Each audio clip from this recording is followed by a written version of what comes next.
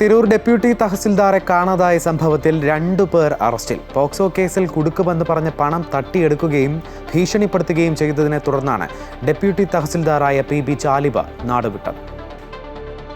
രണ്ടത്താണി സ്വദേശികളായ ഫൈസൽ, വെട്ടിച്ചിറ സ്വദേശി അജ്മൽ എന്നിവരെയാണ് തിരൂർ പോലീസ് അറസ്റ്റ് ചെയ്തത്. രണ്ടത്താണി സ്വദേശിയായ ഷെഫീഖ് കസ്റ്റഡിയിലുമുണ്ട്. പോക്സോ കേസിൽപ്പെടുത്തി കുടുംബം നശിപ്പിക്കുമെന്ന് ഭീഷണി മുഴക്കി ഡെപ്യൂട്ടി തഹസിൽദാരിൽ നിന്ന് 10 ലക്ഷം രൂപ പ്രതികൾ തട്ടിയെടുത്തു.